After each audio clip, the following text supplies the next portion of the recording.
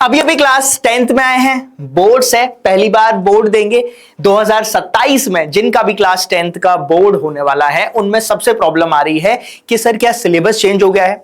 YouTube पे भी बहुत सारी वीडियोस हैं, कभी कभी न्यूज़पेपर की कटिंग्स में भी लिखा आता है सिलेबस चेंज हुआ है। क्या चेंज हुआ है?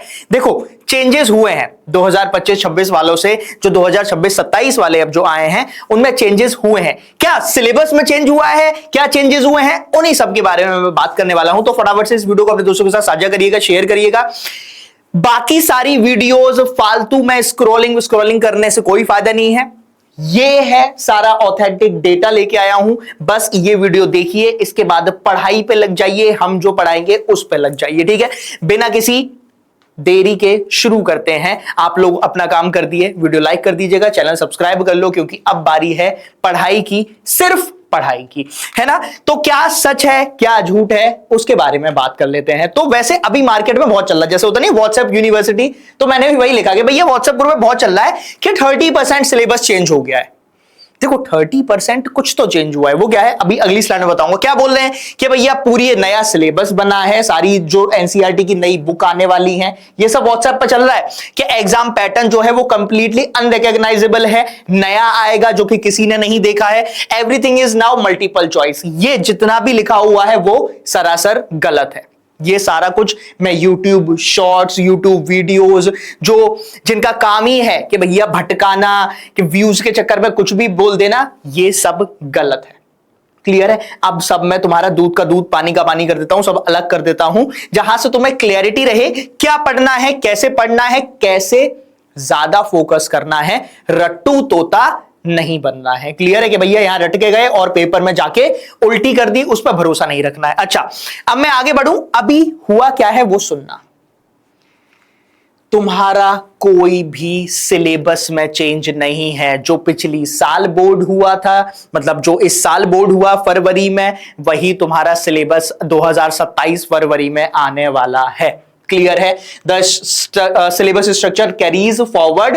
कोई लार्ज स्केल डिलीशन या एडिशन नहीं है, छोटे छोटे चेंजेस हैं जो कि बहुत इंपॉर्टेंट है, आगे बताऊंगा, नेक्स्ट स्लाइड में आएगा, ठीक है। NCERT stage the base. NCERT ही पढ़नी है, फालतू कोई पैसा खर्च करता हुआ मुझे ना मिल जाए कि ये फलाना पब्लिकेशन, ढिमकाना पब्लिकेशन। पागल बनाने वाली स्ट्रेटेजी है। ज्यादा पैसा है तो किसी को दान दे दो, ऐसे फेंक दो। अगर तुम जितने ज्यादा पब्लिकेशंस खरीदोगे उतना ज्यादा कंफ्यूज रहोगे, कभी नंबर नहीं आएंगे। क्लियर है? और 10th में कॉन्सेप्ट्स जनरेट करना जरूरी है, नहीं तो 11th में बहुत मार पड़ेगी तुम्हें, ठीक है। जो मार्क्स है वो 80-20 है। 80% तुम्हारा थ्योरी पेपर होगा और 20% इंटरनल होगा। अब आ जाते हैं मुद्दे की बात पे, चेंज क्या हुआ मास्टर वो बता दे, उसके बारे में बात करते हैं, ठीक है।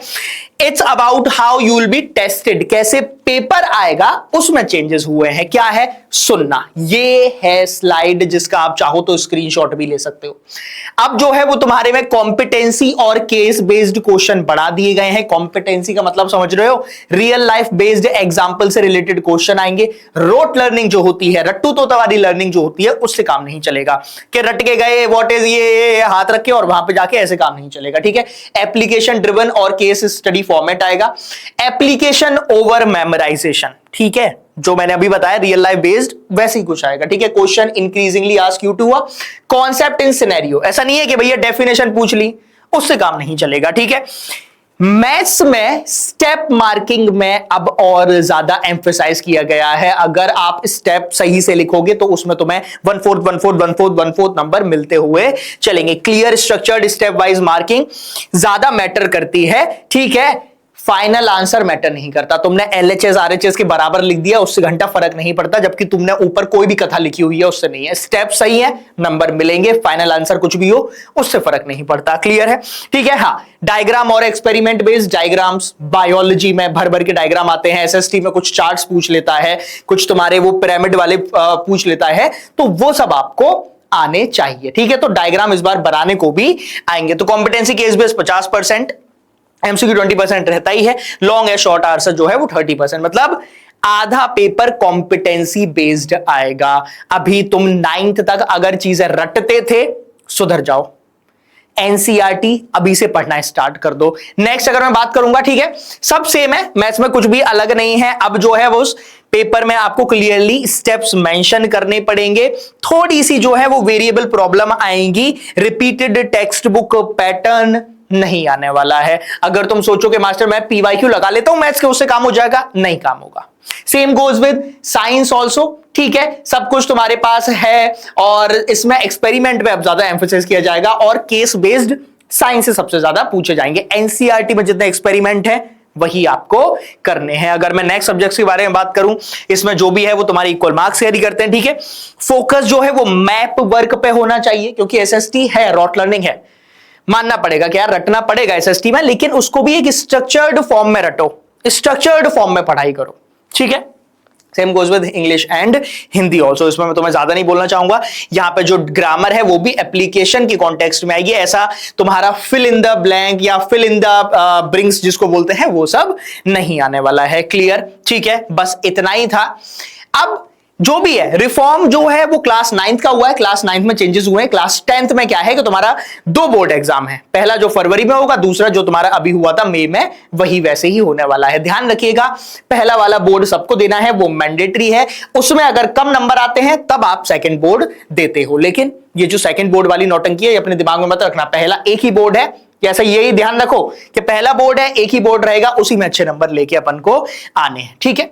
अब जो क्लास 10th वाला है वो 2027-28 वाला जो बैच होगा उसमें एनसीईआरटी, नई एनसीईआरटी आने वाली है। यहां तक ये भी बोला जा रहा है कि सब कुछ पूरा एंटायर सिलेबस चेंज होगा, तो उसका वेट करना पड़ेगा। लेकिन जिसका 2027 में बोर्ड्स है उसको कोई दिक्कत नहीं है, 28 वालों में बहुत प्रॉब्लम्स आएंगी, ठीक।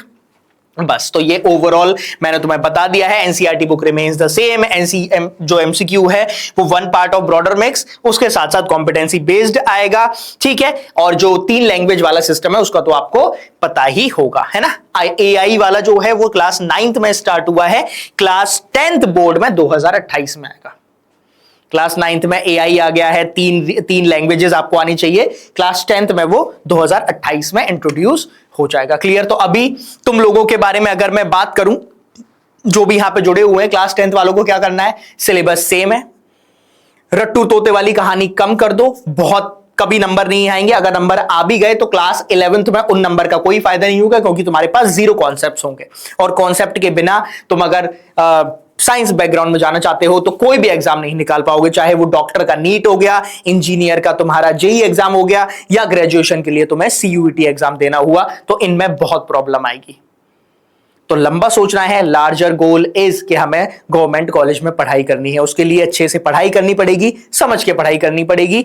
वही सीबीएसई ने चेंजेस भी किए हैं, ठीक है। बस इतना ही मुझे बताना था। बाकी अगर आप पढ़ना चाहते हैं, साथ साथ पढ़ाई करेंगे तो और बेस्ट रहेगा। हम लोग भी चैनल पे लाइव क्लासेस शुरू कर दिए हैं। अगर मैं यहां दिखाऊंगा तो कल मैथ्स की क्लास हुई थी प्रिंस सर की, आज मेरी है। अगर आप आज देख रहे हैं तो आज मेरी बैकलॉग किलर है। अगर आपने बाद में देख रहे हैं तो ये आप रिकॉर्डेड फॉर्म में 2x स्पीड में देख लीजिएगा। क्लियर है। चैनल पे बने रहिए, सब्सक्राइब कर लीजिएगा। बारी है साथ में सिर्फ पढ़ाई करने की, नंबर लाने की, कॉन्सेप्ट जनरेट करने की।